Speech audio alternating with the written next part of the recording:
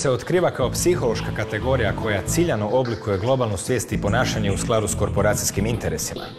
Izazivanje ratova, neograničeni marketing korištenja antidepresiva, televizijski programi prepuni žutih, banalnih i nepotrebnih vijesti i konačno kontrola svih životno važnih resursa.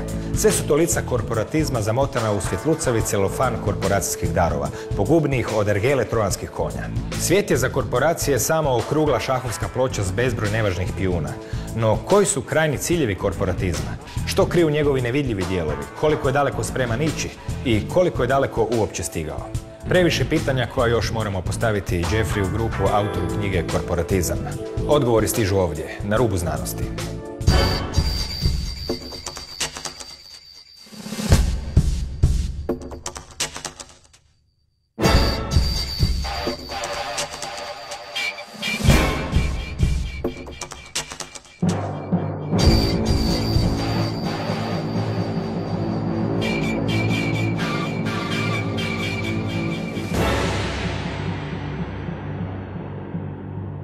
Dobro večer. Danas nastavljamo razgovor i intervju koji smo započeli prošloga tjedna sa američkim profesorom filozofije Jeffreyjem Gruppom koji stiže za koledža Henry Ford iz Detroita iz Michigana. U svom životopisu dosta bogatom ima i godine predavanja na prestižnom Purdue institutu, sveučilištu kao i veliki broj znanstvenih radova, nekoliko knjiga. Međutim, danas smo ovdje zbog knjige koja se zove Korporatizam. Dobro večer. Prošloga tjedna smo već dali nekakve naznake, crtice i opise korporatizma, zato jer je to dosta velika tema koja se na različite načine manifestira. No, ponovimo za one koji su se tek sada uključili što to jest korporatizam i u kojem smislu ga doživljavate ne samo kao sredstvo stjecanja novca, kapitala ili sprega vlasti i korporacija, već kao jedan psihološki sustav koji zapravo porobljuje ljude. Kako biste predstavili korporatizam, kako ga vi vidite? Last week on the show, we discussed how the whole world is, we can verify is controlled by just very small groups.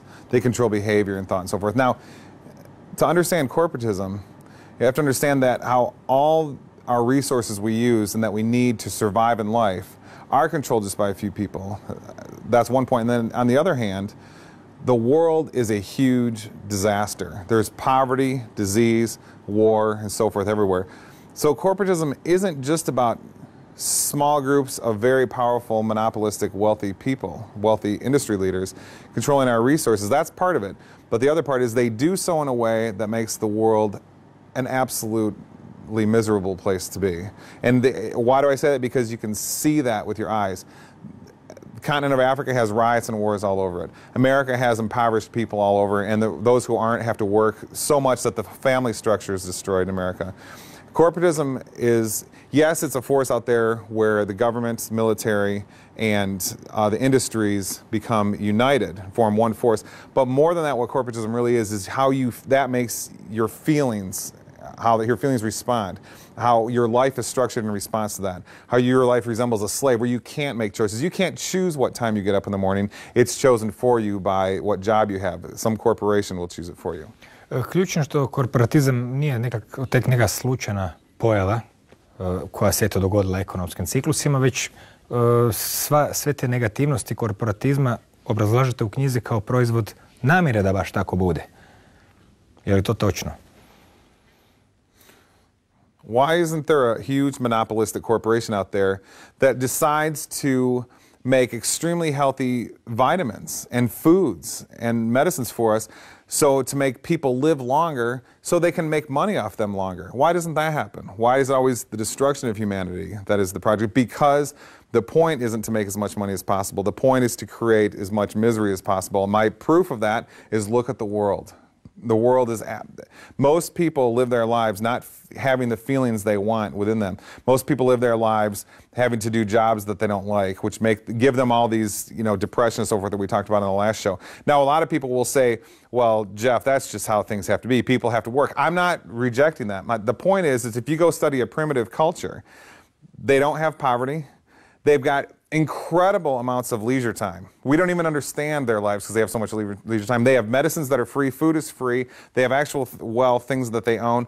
Everybody has the same level of house, which can be constructed by anybody. It's a completely different kind of lifestyle. Nema kriminala, primjerice. There's a group called the Penan, P-E-N-A-N, in Borneo, with the largest island in the world. They don't even have it's been reported in a book called Stranger in the Forest, written by Eric Hansen, that they don't even have a word in their language for rape. Okay? Now go tell the average American that rape is just a construct of the environmental situation you're in, and they won't believe you. Well, that's evidence that it is. Korporatizam ima puno lica i puno svojih ruku. U prošloj emisiji govorili smo o medicini i o nekim drugim elementima kojima korporatizam vlada svijetom. Jedan od najvažnijih je takozvani false flag terorizam, odnosno terorizam pod lažnom zastavom. Što je dakle taj teško prevediv američki idiom false flag terorizam, koji su njegovi primjeri, gdje se danas primjenjuje i zašto? False flag terrorism is a scenario where you are told by the powers that control information that some entity of some sort is a threat, but it really isn't. There's a different threat, which they don't tell you about. Now, the big famous example that many people in America are concerned with is 9/11, where we were told that a certain group of people that we can't see, that live in caves, did this damage to us, but nobody can prove it. And then if you look into it a little bit, you find out you don't even know if that group exists. And further, they didn't do it. None of the stuff, there was no plane that hit the Pentagon, okay? They couldn't wire up the building, the third building in New York that fell at 6 o'clock in the evening. So now, another thing to understand about false flag terrorism is it's very important for people to understand what I'm about to say. False flag terrorism is not just that. False flag terrorism makes up the basis of life in American culture. Take, for example, cancer. Everybody in America is worried about cancer. People, it could strike at any time. So their whole life is made up of a threat that may not be real. And in fact, if they just changed the way they ate, there would be no cancer. Proof of that is primitive cultures, as we talked about last time, don't have cancer because they eat different. So if we did the same, we would. So there's another threat that is not quite real or doesn't need to be real. There's many things that take the structure of a false flag where we're told there's a threat, but there really isn't. There's something else that's a threat. So there's big examples, but in general, life overall is a false flag type of attack. Jedan od najvećih false flag događaja, a bilo ih je dosta u ovom stoljeću, jest upravo one koje ste spomenuli, 9/11. U vašoj knjizi odlučili ste se baviti baš avionom i Pentagonom, zanemarivši ostale podatke kojih ima toliko da se mogu napuniti knjige. Zbog čega ste baš izabrali udar aviona u Pentagon i što je to tamo u tolikom raskoraku od onog što se inače govori, drugim riječima u raskoraku od zdrave logike, razuma i rasuđivanja? Kako biste drugim riječima nekoga uvjerili da se to nije dogodilo? Kojim argumentima? Yeah, I've had people ask me that before. Why did I just focus on the Pentagon? The answer to that question is because I wasn't sure of my analysis yet about the Twin Towers. Now I am. I hold the very controversial view that there may not have been planes at the Twin Towers. Now in America, even among conspiracy theorists, you're not supposed to say that. But the problem is on NBC, one of the main media broadcast networks in America, when they show the second tower falling and the explosion happening, there was no plane. Right there in the media footage, there's no planes. So I noticed this back when I was writing Korporatizam, and I didn't want to get into that issue because I wasn't sure. A lot of people were talking about how can the plane hit and can there be planes that don't have pilots, and it said I didn't want to get into that big mess. It seemed like kind of a trick. We're supposed to argue about all these crazy issues. I wanted to go to the simple issue, the Pentagon, okay? How could it be, it's important to understand about the Pentagon, there was an explosion there. And then 20 minutes later, the roof, part of the roof collapsed. Okay, now it's important to understand, before the roof collapsed, the windows weren't even broken. Now, how can a plane going 500 miles an hour that weighs 60 tons with two huge 10-ton engines smash into that wall, not even break a window, not even make any kind of hole in the wall, and have no parts anywhere? Answer, there was no plane. Okay. Kakva su službena objašnjenja gdje je avion nestao? Zašto nisu stakla popucana ili jesu? Da čujemo ponešto od toga. Možda ima istinu u tome. It's very funny, this story. First of all, they don't typically show, sometimes you'll see the before the collapse. Most pictures are after the collapse, and then people will say, of course there was windows broken, but if you say, well, what about before the collapse, they try not to discuss that in the mass media, but sometimes will show a picture will slip out in the mass media. Now, it's very funny, their explanation of what happened at the Pentagon. They say that the reason that no plane parts were found is because the plane melted. Okay, now this is very humorous, because if steel of that much steel is going to evaporate away, it has to become half the temperature of the surface of the sun. Okay, now if that happened in the middle of Washington, D.C., there could be nobody that could get within 100 miles of Washington, D.C. because it would be so warm. Yet you look at the Pentagon and you can see right there in parts of the wall that collapsed away. There's a book there, the pages aren't even singed and so forth. So they're just lying about what happened. They're making up crazy stories. It's almost like they got in a room and said, let's make up the dumbest, most humorous story possible. Tell them a plane evaporated. And we'll tell the people that. Komentirali ste I veličinu rupe u zidu. Oh, yeah. It appears the pre-collapse Pentagon. Some people say that they can see a little 10-foot hole, which kind of looks like a missile hole. Looks a lot like a Scud missile hole.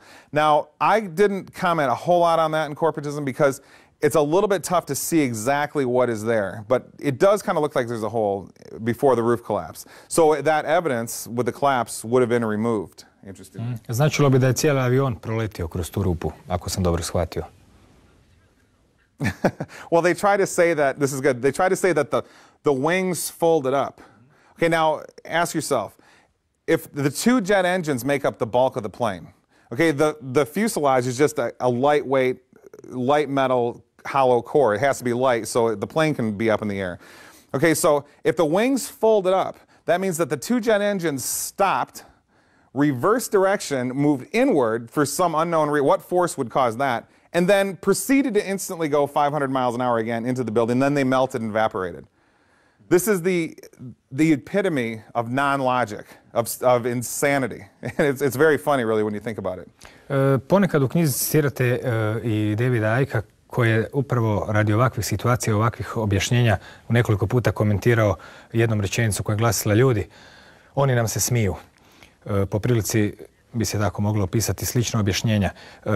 Evo, kad smo već spomenuli Davida Icka, danas je jako popularno lijepiti etiketu teorija urote na nešto. Mislite li da je vaša knjiga Korporatizam, koja je pisana na jedan logičan I znanstven način sa argumentima I čak pomalo nalik udžbeniku, da spada u takozvane teorije urota I što uopće teorije urota jesu? Govori li one istinu ili ne govore? Je li ovo što vi radite teorija urote? Zbog čega uopće taj pojam postoji? Kakav je vaš stav o tome? Okay, yeah, the book I tried to make where everything in the book relies on something you can see, okay? Or as close as possible you can get to that. No theories in the book, so everything I write about, somebody can see happening in the world. So they can see it it's provable to their experience. Now, as far as conspiracy, if you want to understand the world, you have to understand it according to conspiracy. What does that mean? There's a secret, very dark, destructive, and evil group behind everything.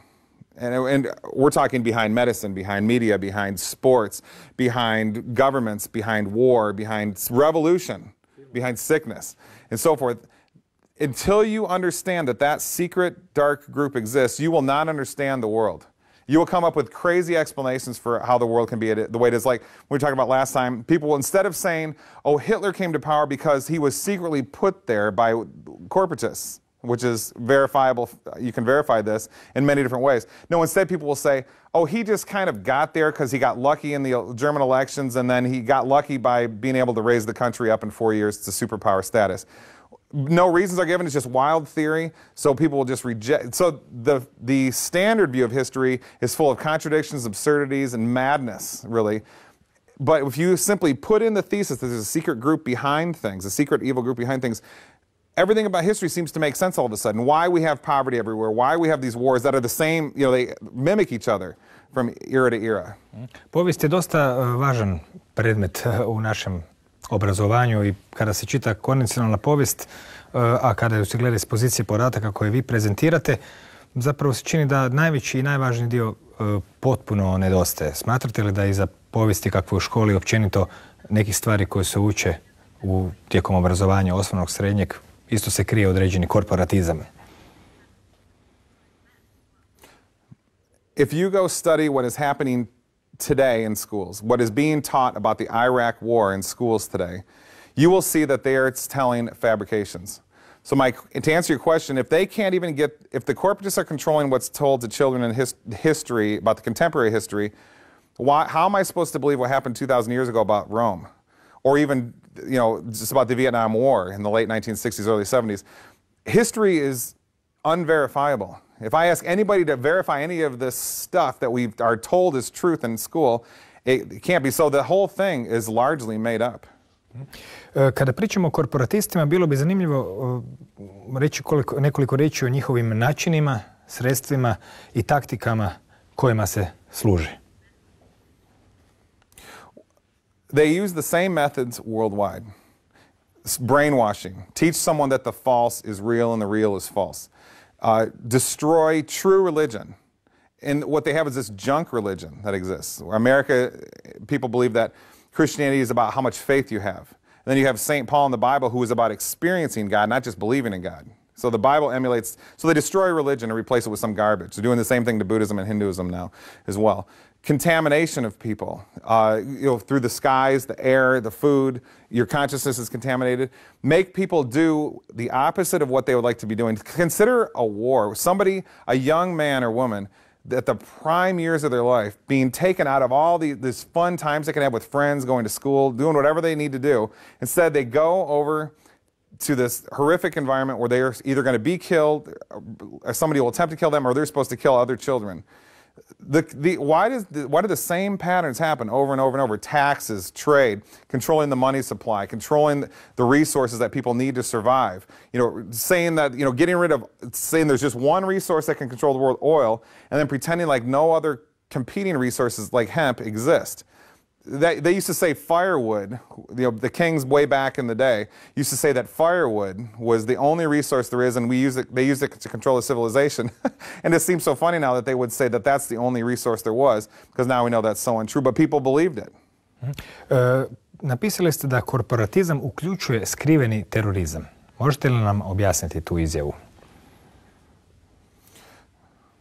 Yeah, when you see somebody like President Obama on television, there's a huge group behind him that is responsible for mass death, war, killing children in Pakistan, and so forth. Now, if North Korea does that, on American news they'll say he's a terrorist. But if American government instigates that happening, they'll say it's patriotic. So what they're saying is terrorism for other people is patriotic for them. So actually, what is terrorism is what they're doing.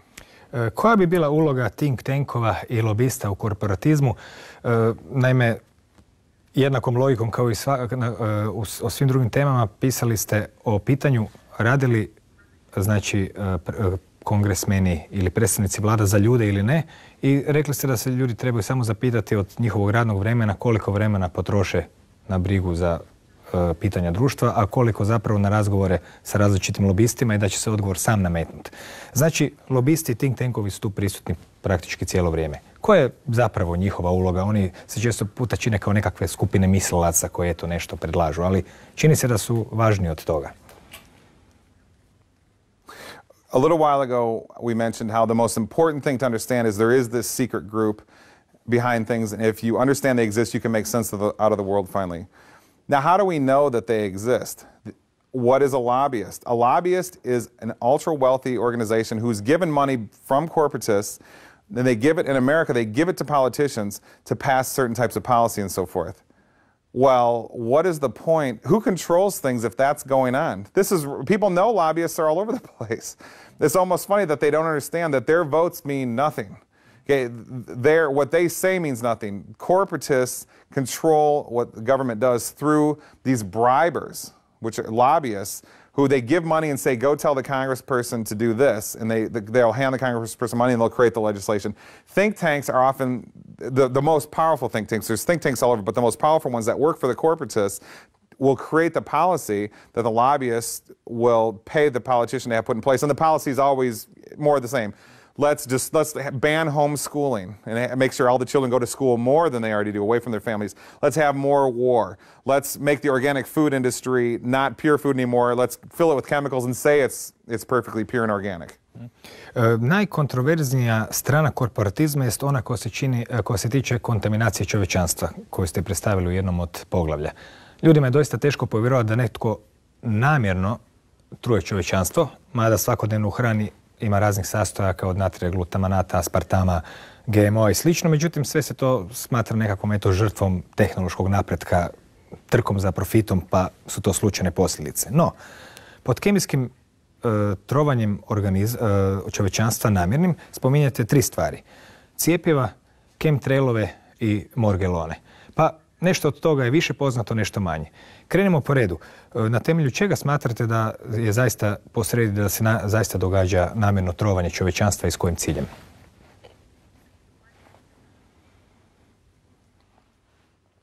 All of our food in America in the grocery store has dangerous chemicals.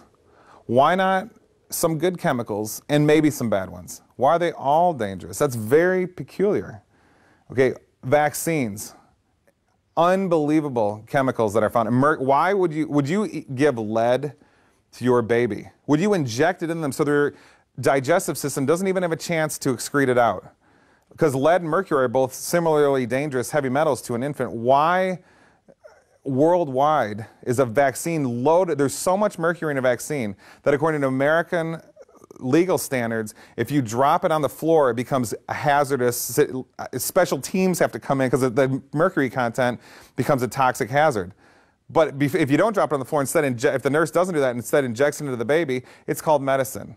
How can this be? There's formaldehyde, aspartame, there's pieces of fetal tissue in vaccines. Why is all this stuff there? And why do almost no nurses and doctors in America know that they are? If you ask them what's in a vaccine, they'll say the antibodies to prevent the disease arising from in the person. Okay, are those even there? I don't even know if they are, because whooping cough in America is an epidemic right now. Now, America also in most places has children and people immunized for whooping cough over the herd immunity rate. That means that there's not supposed to be an epidemic in the group that is vaccinated over the herd immunity rate. It's supposed to be impossible that an epidemic will arise. Oh, okay, if that's true, then why is there an epidemic of whooping cough among children in basically almost every state in America? Okay, I actually emailed the doctor who's behind the whooping cough vaccine in the University of Florida, and I emailed him a very nice email. I said, how can your vaccine work? Is it when you give it to people, the epidemic gets worse? His response to me was one of the most ridiculous and insane things I've ever read. He said, because people's immune systems often can't handle it. And I didn't respond to him, but the response would have been, wait a minute, the vaccine is supposed to provide the immunity. So vaccines are one of the most mysterious things. And it shows how easy it is for this group, corporatism, this much control to contaminate people, to do whatever they want. If people actually take their children in America, their little, beautiful, sweet baby, just a couple hours old, and allow somebody to stick an unknown substance into them. And now this entity behind it, the medical system, is the same medical system they're told about on television, creates all these drugs with incredible side effects, death, every kind of side effect you can imagine, and they just smile as their children is shot up with this medication, now with this poison. Now, what's interesting is if you go and study the history of vaccines, you will find that all these diseases were much, much greater in their, how much they were around in the past, in the 1800s, early 1900s, and so forth. And then they started to go down around 1900. And then it was decades later that the vaccine was introduced. And now the average doctor in America will say, oh, well, the vaccines got rid of the disease. And my answer to that is, how can that be the case? Well, there's a chart right in my book that shows, whooping cough, for example.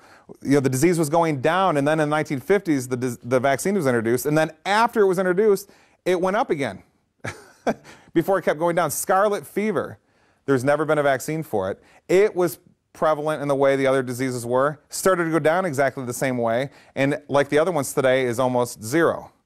Okay, this is absolute proof that vaccines are not doing anything, except they may be even increasing the diseases in some cases. In my book, I document how there was a Rutgers University professor who discovered in the 1950s that the American military was spraying Florida with whooping cough. Right at the same time, a whooping cough epidemic nationwide in America, a little blip of an epidemic happened. So, and this was in a news source, which was somewhat trustworthy then, which was put out of business by the USA Today, years later. So the whole thing about vaccines is one of the most obvious but least understood aspects of conspiracy and contamination of people. It's so obvious that we're being contaminated. If you have a level of mercury added to vaccines in England, and the same level of mercury is added to vaccines in America, autism goes up exactly the same rate as we discussed last time in those two countries. You reduce it, it goes down exactly the same. In places that don't have vaccines, there's no autism. The Amish, which is a very more rustic, even primitive group in America, huge population of people in America, they don't vaccinate. Well, the government's now trying to force them to in America, but they don't vaccinate.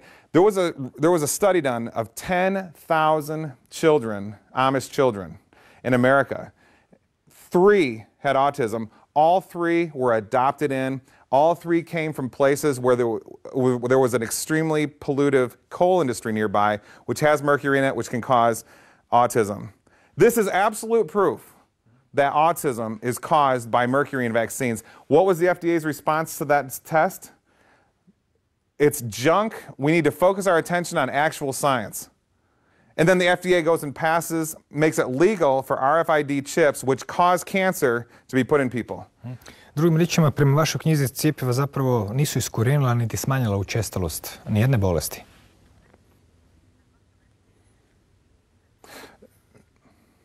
No, they haven't. If you ask someone, just go ask someone what diseases have been eradicated by vaccines, almost everybody will say smallpox or polio. Now, and you'll ask them, how do you know that? And they'll say, oh, somebody told me. I heard it on TV or something. But if you actually go and look in books on the history of these, it becomes quite apparent that polio, as I said last time, was never eradicated. It was never that big of an issue, okay? It was on its way out, as the other diseases were. So at the time, it was not a very big issue. And instead, people changed the definition of it, which made it look like there was less polio. Now, smallpox, what appeared to eradicate that was people were kept in isolation from each other. It's called ring vaccination. And that's a great way to get rid of a disease. Međutim, to nije toliko tajni podatak. U svojoj knjizi ste prenijeli grafikon koji to zorno pokazuje. Taj grafikon je zapravo dostupan, međutim, na neki način nije poznat. The information from that graph is from the World Health Organization. This information is known, there is no secret. People just aren't looking for it. They trust the medical system. Okay? There's diseases everywhere, but they somehow think that the medical system is successful, so they just trust the vaccines. Spominjete brojke koje su zapravo užasne, da jedno dijete od 160.000 danas ima autizam. Također koriste izraz nacifikacija medicine. Što pod time mislite? Yeah, this is an amazing topic. If you study the American medical systems that they use, the procedures, their habits, and so forth, you find that they are actually indistinguishable from what we're told the Nazi concentration camp was like. For example, there's no curing of anything. Okay? And then the Nazis didn't have any cures for anything. They created problems. Well, that's what American medicine does as well. If you have cancer, I radiate you, and the cancer gets worse. My next-door neighbor had prostate cancer for 4 years. The doctors gave him 6 weeks to live. His wife said, we're not doing any medical treatments. What we're going to do is we're going to use supplements and vitamins and good nutrition. He had no rise in his prostate cancer level in 4 years after being given just a few weeks to live. And then out of foolishness, he stopped that program and ate a lot of meat all of a sudden, and he had just a small uptick in his prostate cancer level, and his wife panicked, gave him radiation treatment. 3 weeks later, he was dead after living perfectly for 4 years. Tu također treba spomenuti i flor, koji je zapravo danas vrlo prisutan i u vodi, koliko sam shvatio, u Americi. Međutim, kakva je to tvar i čemu ona služi?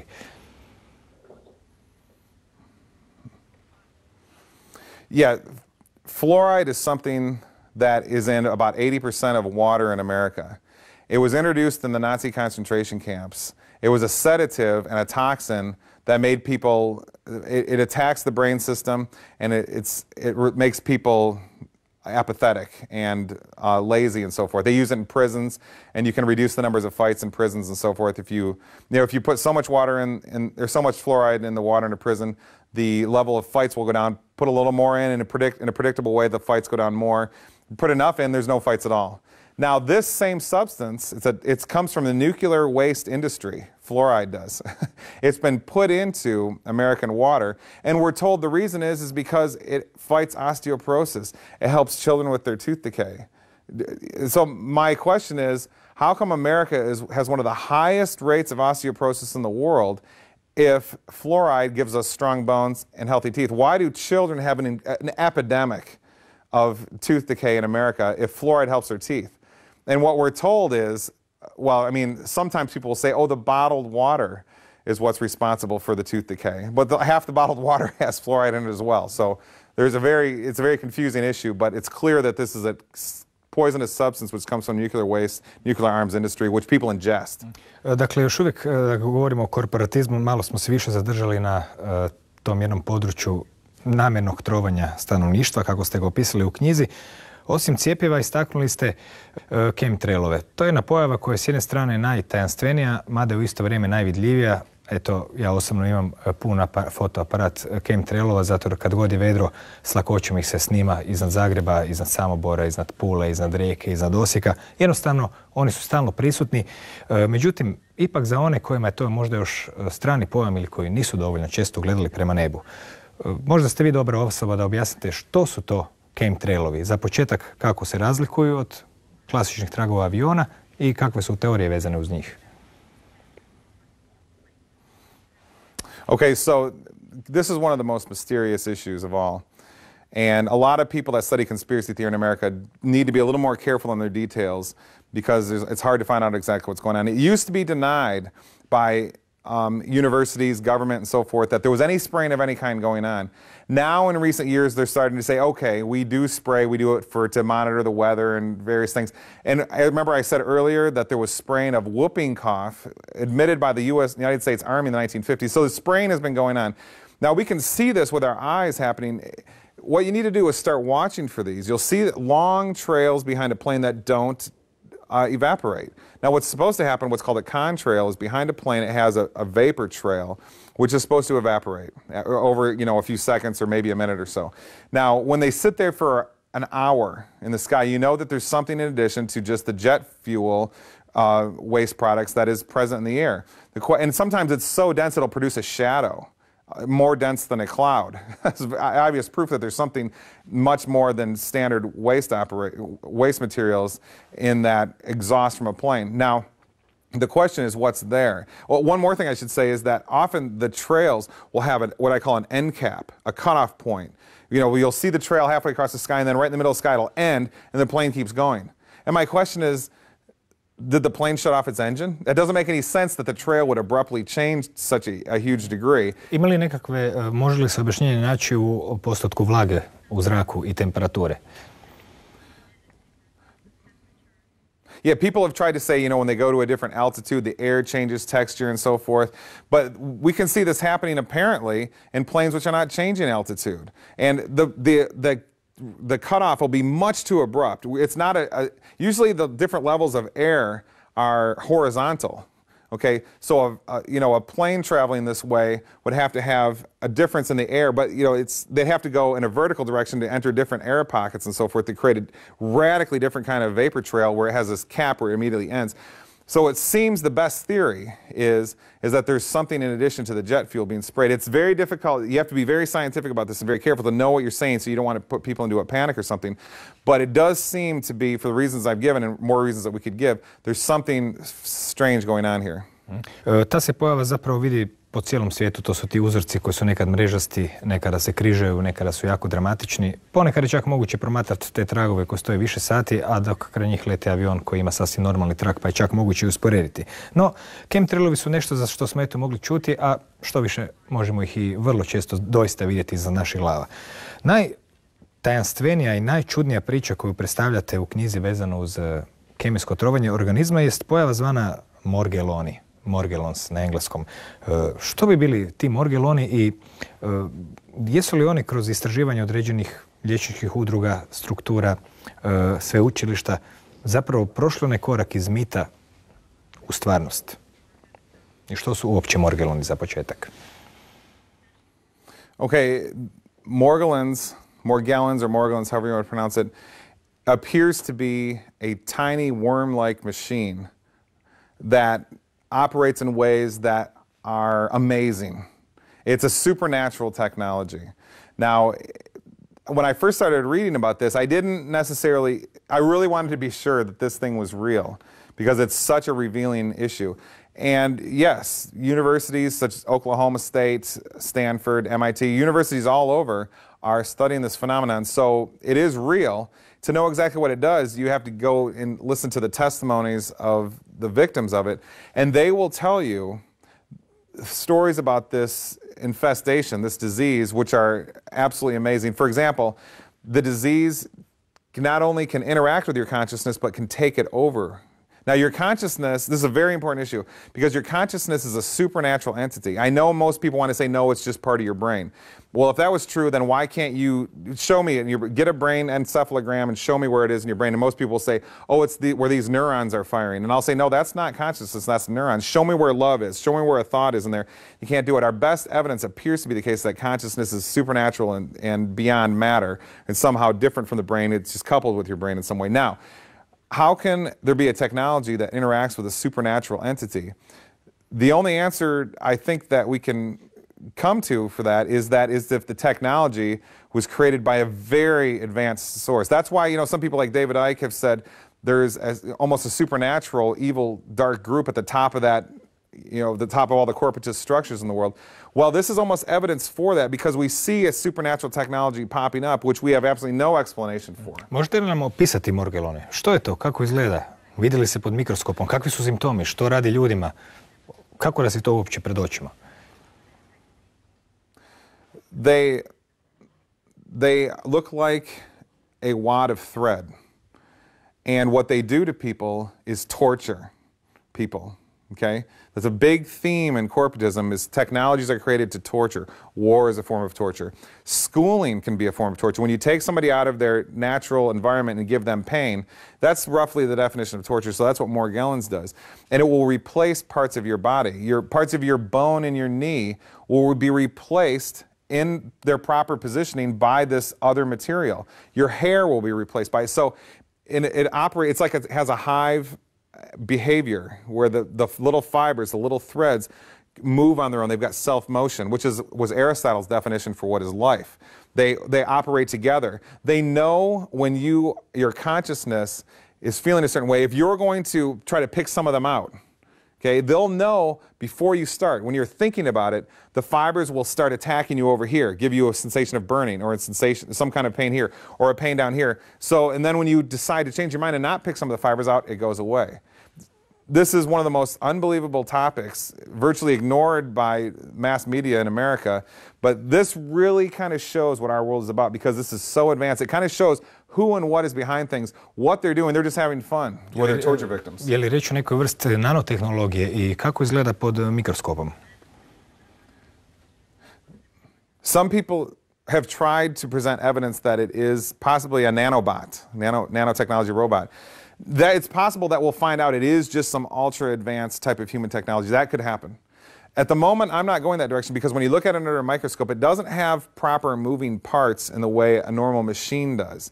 It appears to be operating on some other kind of force. You know, when we think of a machine, the car has different parts. The parts interact with each other to make the car go. It's not a machine in that sense of the word at all. So it's a completely different kind of technology than our machine world and our nut and bolt technologies we humans today are used to.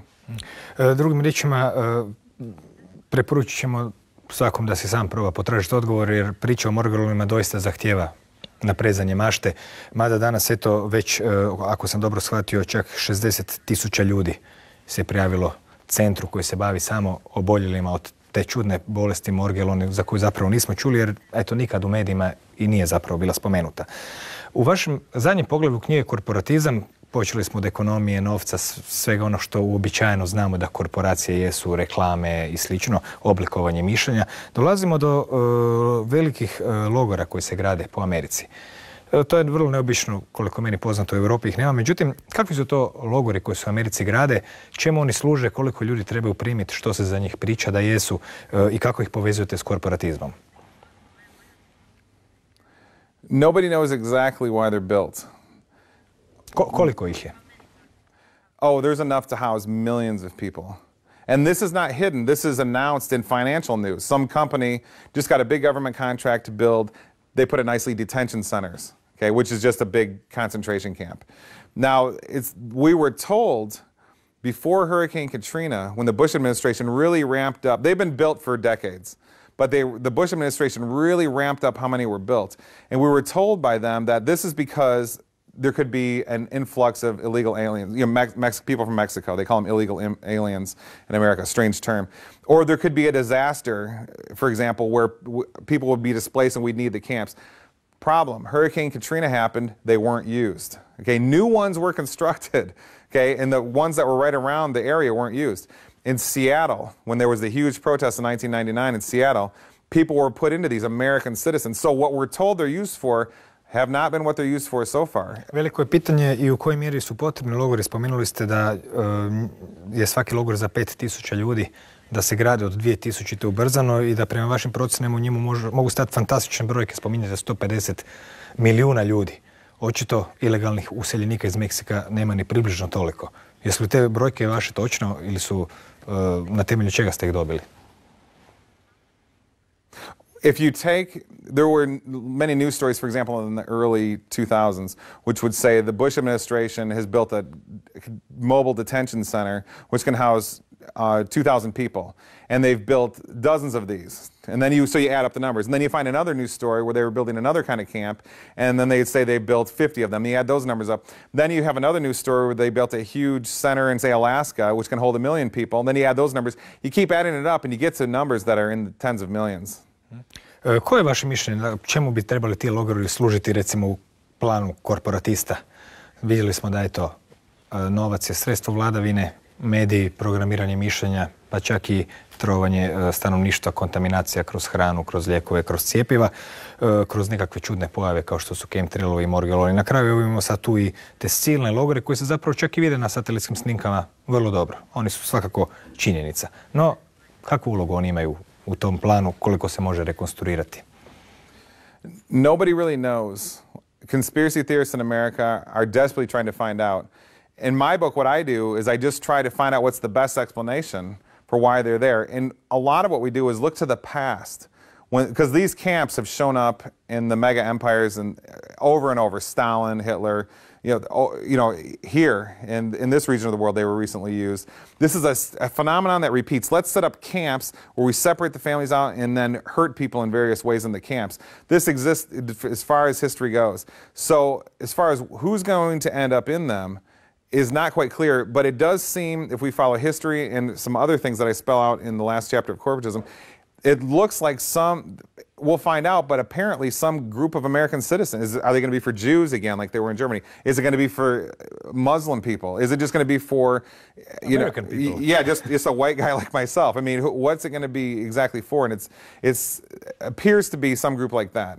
But it really doesn't matter. They're there. It's not announced properly in the mass media because they'll say, oh, a detention center in case there's such and such immigration activity. No, this is a government who's purposely destroying its own economy, starting wars through lies, channeling all the money into them, building camps which are empty, waiting to be filled. There's something really sinister here, and the average American doesn't even know. Čini se da je taj korporatizam uzeo maha u zadnje vrijeme, nekako se intenzivirale su se te pojave. Hoću reći, prije 30, 40, 50, 100 godina čini mi se da chemtrailovi logori u takvim mjerama nisu bili prisutni niti cijepljenja. Nešto se zbiva posebno ili je to eto tako logična posljedica tisućljeća razvoja? Well, there has been corporatism for as far back as we can see, but it fluctuates.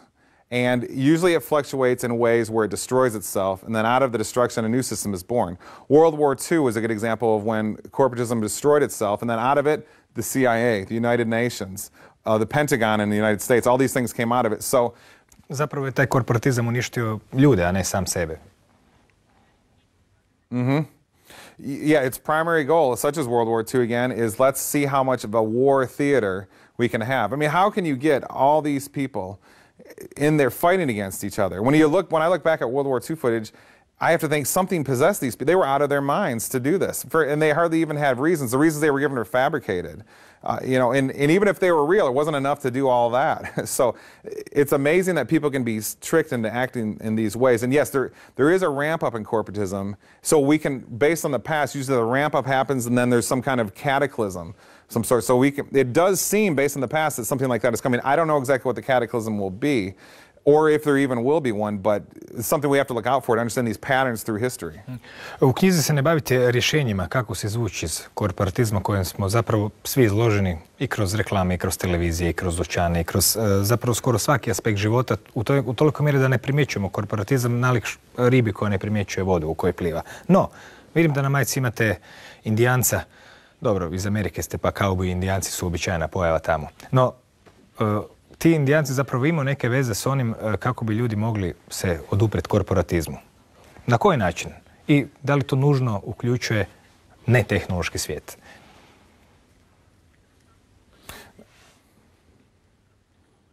Okay, what the American Indians did is, as we said in the last show, bought and sold from each other. They didn't have someone who's not involved in the labor and creating the item taking a profit. So we directly sell and buy and sell products that we actually need. When this happens, an incredible thing happens to people. They have amazing amounts of leisure time. There's a myth that, the life of the primitives is so hard, and the glorious life is civilization. All you need to do is go study primitives and civilization. You'll see the people working hard and doing what they don't want to do is the civilized group. Primitives, as Henry David Thoreau wrote in his book Walden, they've got all kinds of leisure time. Their families are often very strong. They often have radically reduced crime, as we were saying earlier. So that has to be the answer. I mean, we can't fight the corporatists. They will just blow us out with a neutron bomb or something. They've got more weaponry than even Americans. There's so many gun owners. They still have so much more weaponry. The only thing you can do is find ways to exclude them from having any power. And the only way to do that is ignore their money, ignore their existence, and focus on each other. And that's exactly what the Native Americans did. That's why they were, their lifestyle was obliterated. And no, it doesn't have to. A lot of people say, oh, I don't want to go live like American Indians because I don't want to live in a hogan and have to grow my own food. It doesn't have to do with technology. The American Indians had enormous technology. They could create weather. They knew if they started a huge fire in this part of a field, that the next day there would be a huge rainstorm because the smoke creates big rainstorms. So that's high technology. It's weather control technology. So it doesn't have to do with technology. It has to do with who's buying and selling from each other. Now, there's a type of corporatism in the book that I call anarchistic corporatism, where people in factories have actually thrown out the CEO, the board, the leaders, and they with force, they said, we're going to control the corporation by ourselves, and it worked. And it's found that we don't need the CEO. They just take all the money. They kept all the money for themselves. The factory ran much better. Products were better, and everybody made all kinds of money. Opisali se zapravo da je prava priroda čovjeka da radi malo, da bude puno s obitelji, da raspravlja o filozofiji živa u prirodi. To je potpuno suprotno današnjem korporativnom stilu života, ali eto, nekako sam to zapamtio, čini mi se da nije toliko neizvedivo.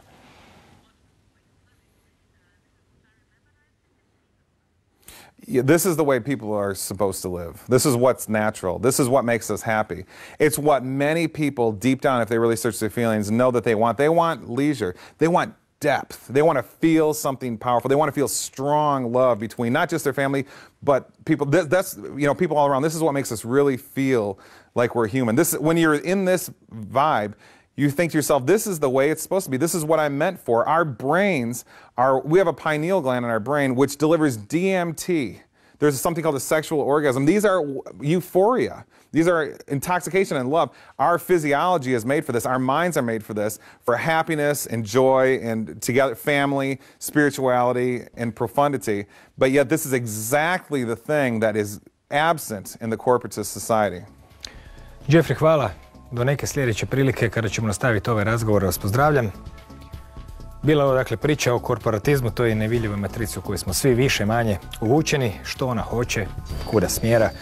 Pa to su pitanja već za $1.000.000. Za početak dovoljno je zapravo zapitati se jesu li svijet oko nas i događaj kako su nam prezentirani doista onakvi kakvi se predstavljaju. Ostalo će valjda doći samo po sebi. Laku noć.